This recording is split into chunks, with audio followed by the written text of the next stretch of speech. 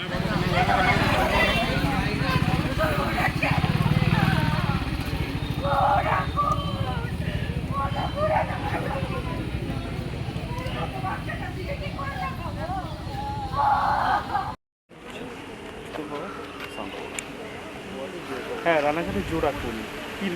গতকাল রানাঘাটে এরকম একটা দুর্ভাগ্যজনক ঘটনা ঘটেছে। অত্যন্ত নৃশংস হত্যাকাণ্ড। আমাদের দলেরই সক্রিয় কর্মী, আমাদের যুব সভাপতি একটা ওয়ার্ডের সুমন চক্রবর্তী, তাকে এবং তার সঙ্গী তার ড্রাইভারকে নৃশংসভাবে খুন করা হয়েছে।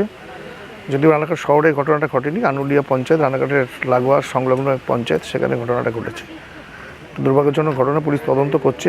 পুলিশের ভূমিকা এখন অত্যন্ত সদর্থক। একজনকে গ্রেপ্তারও করেছে। আমরা আশাবাদী যে দোষীরা ধরা পড়বে এবং যথাযথ শাস্তি হবে। এই সুমন চক্রবর্তী তৃণমূল ছাড়া কি করেন, কাজকর্ম কি করেন? রাজনৈতিক দলটা তৃণমূল করে, আর বাকি কাজটা উনি কী করেন সে ব্যাপারে আমরা বলতে পারবো না। তার স্ত্রী একটা স্কুলের শিক্ষিকা, নামকরা স্কুলের রানাঘাটের, এবং তার ব্যক্তিগতভাবে কী ব্যবসা আছে এটা সম্পর্কে আমরা জানি না। পরবর্তী ক্ষেত্রে অনেক কথাই শুনছি, কিন্তু তার কতখানি সত্যতা আমরা জানি না সেটা। একটু বলুন তো, আপনি কি শুনলেন? সকালবেলা বাইর থেকে বেরিয়েছে 11টার সময়, তারপরে বাইর থেকে বেরোনোর পর কোথায় গেছে না গেছে আমরা জানি না। পরে খবর পেলাম আমরা দুর্ঘটনা, তখন আমরা সবাই গিয়ে দেখি দুজনে মার্ডার হয়ে পড়ে আছে। কে আপনার কি নাম? আমার মামাতো ভাই। কি নাম তাদের? সুমন চক্রবর্তী আর ইয়ের নামটা রূপম দাস। এটা কি করতো কি এরা? রূপম দাস ড্রাইভার, ওই আমার ভাইয়ের গাড়ির ড্রাইভার। আর আমার ভাই ওই ব্যবসা ট্যাবসা। কি বলে বাড়ি থেকে ফোনে বেরিয়েছে? একজন ফোন করেছে, দেখেছে, বেরিয়ে গেছে। এইরকম একটা আইনশৃঙ্খলার অবস্থা কি বলবেন, যারা দুটো যুবক মার্ডার হয়ে গেল? রানাঘাটে আইনশৃঙ্খলা অবস্থা খুবই খারাপ। এটা হয়েছে, প্রশাসন নির্বিকার। এটা হয়েছে কোথায়?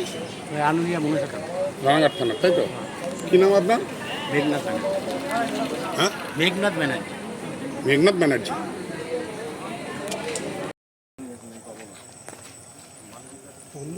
না, সেরকম কিছু হয়নি, পুলিশ ইনভেস্টিগেশন করছে। কিছুই আজকে আর কিছু পাওয়া যাবে না। এইবার তুমি দিয়ে দিয়েছো তো ব্যাকে বড় লাইটটা সকালবেলায়। কি সুন্দর ফটো হোমের সভা হচ্ছে না তো।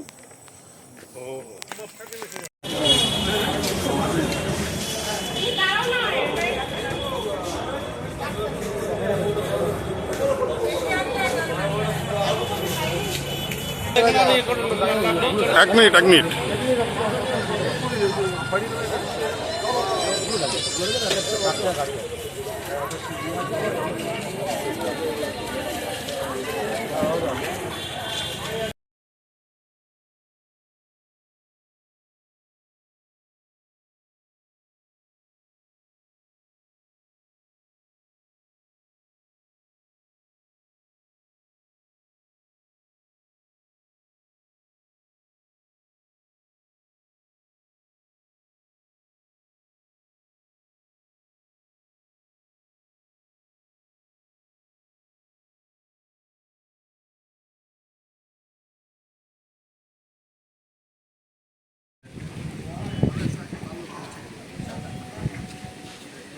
এদিকে